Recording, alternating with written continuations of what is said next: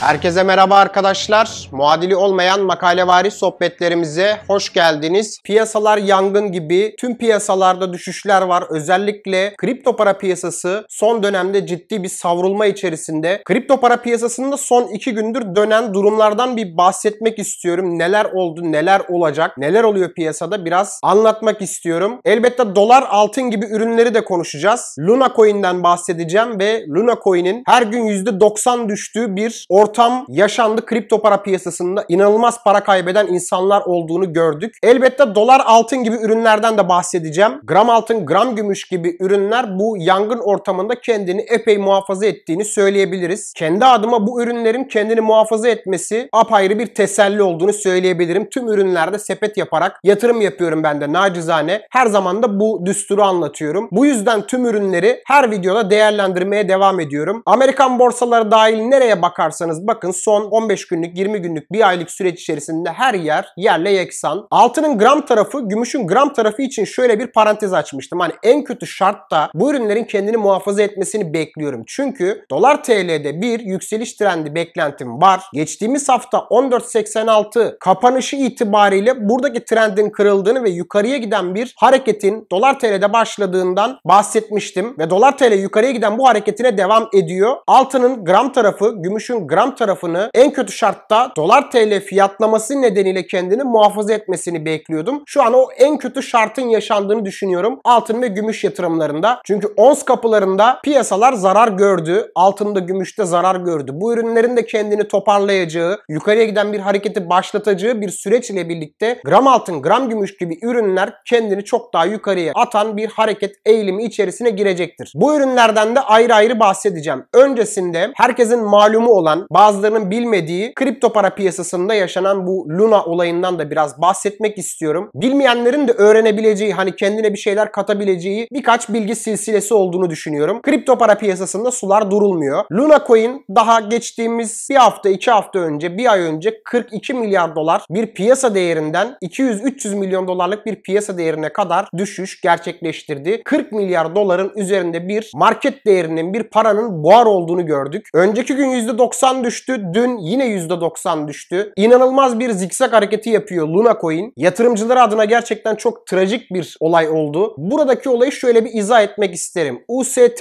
diye bir coin var. Dolara birebir denk olan bir coin bu. Ve bu coin %20 faiz getirisi sunuyor ve arzını bu şekilde artırıyor. Arzını artırırken de Luna Coin alıp yakıyor. Karşılığını da bu şekilde gösteriyor. Yani bunun karşılığı budur diyor. Ekstra olarak da rezerv tutuyor. Bitcoin gibi varlıklar da alıp rezerv tutuyor. Tabi UST denen dolara birebir denk olan coin'e %20 faiz verdiğinizde bir talep artışı oluyor. Bu talep artışı ile beraber Luna alınıp yakıldığı zaman Luna fiyatında da bir artış durumu söz konusu ve Luna 120 dolar seviyelerine kadar yükselen bir coin oldu. Bu süreç içerisinde bu stratejiyle, bu dayanaklarla diyeyim, merkeziyetsiz olarak yapılan bir yapı bu. Merkeziyetsiz algısı burada çok güzel ama burada arzı artırırken bir problem yok ama aksi durumda arzı düşürmek istediğinizde Luna Coin'in arzını artırmanız gerekiyor. Onlar da şu anda bunu yapıyor. Arzını artırdıkça da bu coin düşmeye devam ediyor. Her ne kadar merkeziyetsiz bir yapı, bir işlemden bahsetsek de bu yapı aksi ihtimalde bu oluşumun yumuşak karnı olduğu için resmen bir Ponzi oluşumuna mahal verdiğini söyleyebiliriz. Bir manipülasyonla karşılaştığında çok kolay bir şekilde birbirleriyle bağlantılı olan bu coinlerin çok kolay manipüle edilebildiğini gördük. Şimdi benzer durum diğer stable coinlerde olur mu? Mesela Tether gibi, USD coin gibi coinler de var. Bunlar merkezi yapılar ve bunlar likit varlıklar. Yani markette cayır cayır orada burada alınıp satılan ürünler. Aynı zamanda merkezi olduğu için arzını küçülterek de müdahale ediyorlar ve bunun dışında da çok likit bir ürün olduğu her yerde, marketlerde olduğu için, kripto marketlerde olduğu için arbitrajlar da var. İnsanlar arbitraj yapıyor ve yapılan arbitrajlarla da bu coinlerin değeri 1 dolar seviyesine denk hale getiriliyor. Yani dolara birebir denk dediğimiz şey aslında teorik olarak dolara birebir denktir. Her zaman alıcıyla satıcı ürünün fiyatını belirler. O yüzden de değişkenlikler, sapmalar olur. Ama merkezi yapı olduğu için bir şekilde müdahale edilir. Çok değerlenirse arzı artırırlar. Değeri düşerse arzını düşürürler. Merkezi yapılarda da böyle imkanlar var. UST tarafında ise Luna'ya desteklenen bir durum söz konusu. Luna'ya bir değer katıldı ama Luna'nın değeri yerle yeksan oldu. Yani Ponzi olmasa bile tamamen Ponzi düsturlarıyla uyuşan bir bir şema karşımıza çıktı. Şu anda yaptıkları şey de UST'nin değerini yeniden 1 dolara yükseltebilmek için Luna'nın arzını da artırıyorlar. UST değeri 0.20 dolarlara kadar düştü. Düşünsenize, yani 1 dolarınız var. Karşılığında dijital dolar alıyorsunuz. O dijital doların değerinden yaklaşık %70, %80 zarar ediyorsunuz. Şimdi bu yumuşak karnı, bu son birkaç günde yaşanan işlevleri gördükten sonra ben şahsen UST coin almam. Daha önce almadım. Bundan sonra da almam. Ve buna mukabil olarak da bu Luna coin'den de almam. Değeri 120 dolarlardan 0.1 doların altına kadar inmiş bir coin. Ama bu şartları gördükten sonra, insanların güvenini de kaybettikten sonra almamayı tercih eden tarafta olurum. Dolar TL'nin güncel görünümünde en son değerlendirdiğimiz, anlattığım 14.86 bölgesi. Bakınız, bu bölgede daha önce attığı fitil itibariyle kırılımın geldiğini, haftalık kapanışları yaptığını geçen cuma bu bölgede gördük ve buradan artık yukarıya hareketini başlattı ve 15.64'e kadar giden bir trendi beklediğimi söylemiştim. 15.64 dün değil önceki gün iğne şeklinde bu bölgede görüldü. Biraz daha yakın plandan bakarsak bu alanda tam olarak 15.64 seviyesine bir iğne geldiğini gördük. Dolar TL'de direnç seviyesine bir test gerçekleşmiş oldu. Bu bölgede 15.64 seviyesi artık Dolar TL için önemli alan olacak. 15.64'ün kırılması ile birlikte eski zirvelerin test edileceği, hatta bu 14.86 bölgesinin kırılımı ile birlikte ilerisi için önümüzdeki yaz dönemi itibariyle anlattığım ve oluşabileceğinden bahsettiğim trend alanında 20'li 22'li trend alanına kadar giden bir hareket görülebileceğinden bahsettim. Aynı şekilde fikrim devam ediyor. Bu bölgede Dolar TL'nin düşe kalka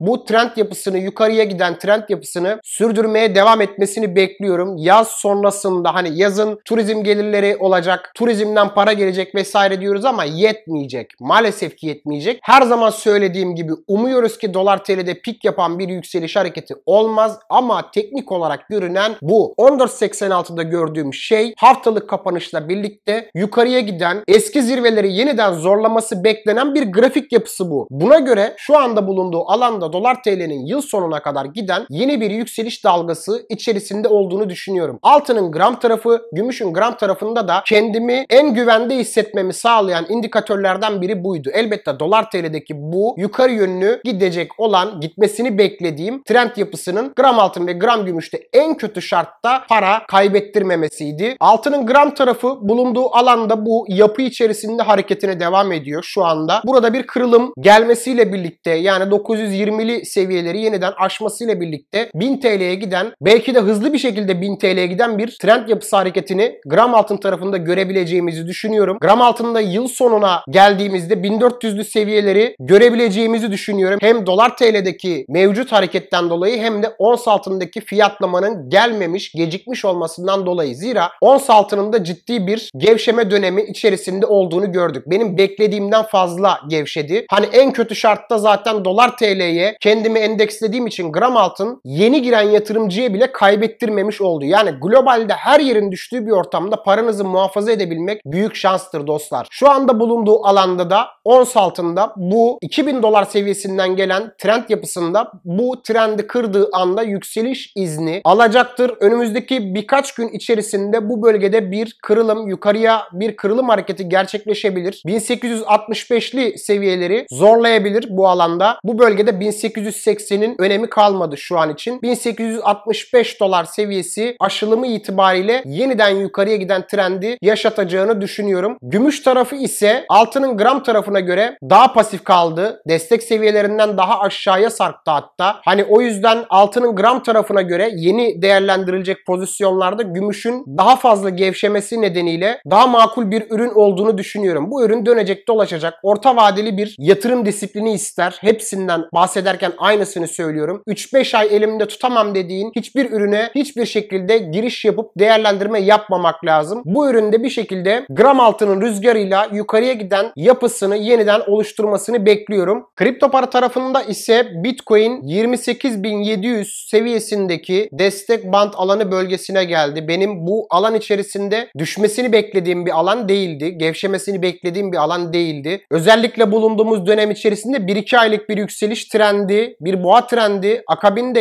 yaz sonrası yeniden düşüş trendine hazırlıklı olmamız lazım. Bitcoin'de 52.000'leri aşan bir yükseliş beklemiyorum. Altcoin'lerde 2x, 3x gibi yükselişler gelebilir ama bunun 1-2 aylık acayip bir trend olmasını bekliyorum şeklinde fikirlerimi anlattım. Bu fikirlerin gerçekleşmediğini gördük. İstediğim hareketler kripto para piyasasında oluşmadı. Şu anda bulunduğu alanda korku ve panik ortamı resmen zirve yapmış durumda. Bu panik ortamında dönüş için bu yüzden mantıklı bir alan içerisinde olduğumuzu söyleyebilirim. 28.500, 28.700 seviyelerinde seyrediyor şu anda Bitcoin. Altcoin anlamında da yaptığı harekette referans alabileceğim ürünlerden Solana 38-40 dolar seviyesindeki destek alanına iğne attığını gördük. Resmen bir dip destek testi gibi bir hareket oldu. Bütün ürünlerde benzer şekilde dip destek testleri gerçekleşti. Hani yaz sonrası itibariyle beklediğim daha sert bir düşüş vardı esasen. Bu yüzden buradaki bu düşüş eğilimlerini, bu son birkaç gündür, bir haftadır yaşanan bu sert düşüş hareketlerini ben hiçbir şekilde beklemiyordum. Her beklediğimiz, her düşündüğümüz zaten olacak diye bir garanti yok. Bu yüzden sepet yapıyorum. Bu yüzden gram altın, gram gümüş ya da döviz gibi varlıklar tutuyorum aynı zamanda. Çünkü her üründen %100 bir şekilde zaferle ayrılamıyorsunuz. Bundan sonra da ayrılamayacaksınız. Ben de ayrılamayacağım. Bir şekilde kendimizi zararlardan korumak için her zaman sepet yönteminden taviz vermememiz gerekiyor. Hani mesela soranlara, eşe dosta ya da tanıdıklara vesaire şunu söylerim. Bitcoin bugün 1000 dolara düşse gidip bütün paramı Bitcoin'e basmam. Yani benim bir sepet kültürüm var ve o sepet kültürüne göre her zaman kenarda benim dolarda bakiye tutmam gerekiyor. Bu sepet kültürünü kaybettiğiniz zaman yatırım disiplininizi tamamen kaybetmiş oluyorsunuz. Evet, Bitcoin 1000 dolara düştüğünde harika bir fırsat alanıdır ama açgözlülükle yaptığınız hamleyle gidip bütün paranızı basmakla evi barkı satıp o ürüne girmek arasında hiçbir fark yok. Krediyle yatırım yapmak da aynı şekilde. Açgözlükle çok daha fazla kazanmak için gidip krediyle borç alıp yatırım yaparsanız batmanız kaçınılmazdır. Stratejinize sıkı sıkıya bağlı kalmanız lazım dostlar. Elbette çok büyük düşüşler yaşandığı zamanlarda benim için bir fırsattır ama o zamanlarda dahi gidip bütün paramı asla bağlamam. Bundan sonra da benden böyle bir şeyi asla duymazsınız. En kötü şartta bile tüm paramla içerideyim cümlesini benden duymayacaksınız. Şimdilik piyasadaki korku ve panik ortamının had safhaya ulaşması sebebiyle desteklerde bir tutunma gayreti olduğunu görüyoruz. Döner mi dönmez mi bunu kesin tahmin etmek çok kolay bir şey değil ama oluşturulan panik ortamı nedeniyle dönüş için güzel bir alanda olduğumuzu düşünüyorum. Güzel bir trend yakalarsak zaten bu zarar ortamından sıyrılacağız ve zarar ortamından genel olarak insanların kurtulması için çaba sarf etmeye devam ediyorum ve yaz sonrası tekrar bir düşüş trendi başladığında kenara çok rahat bir şekilde çekilmek istiyorum. Herkese de yardımcı olmak gayretindeyim ama elimizden de her şey gelmiyor dostlar. Yani her şeyi %100 bilmek gibi bir olasılığımız yok. Hata yaptığım ya da fikrimin yanlış olduğu her zaman bu yanlışları da elbette söylüyorum, açıklıyorum, anlatıyorum. Şimdilik bu kadar dostlar. Her videoda olduğu gibi bu videoda da bu videoyu beğenip yorum yapanlar arasından 2 kişiye Altın Kapı'nın Anahtarı Bitcoin kitabım ve temel teknik videolarımı hediye edeceğim. Kanalıma abone olup bildirimleri açmanız kendinize yatırım tavsiyesidir. Gelişmeleri gelişmeden bildirebilmek niyetiyle yeniden görüşmek üzere.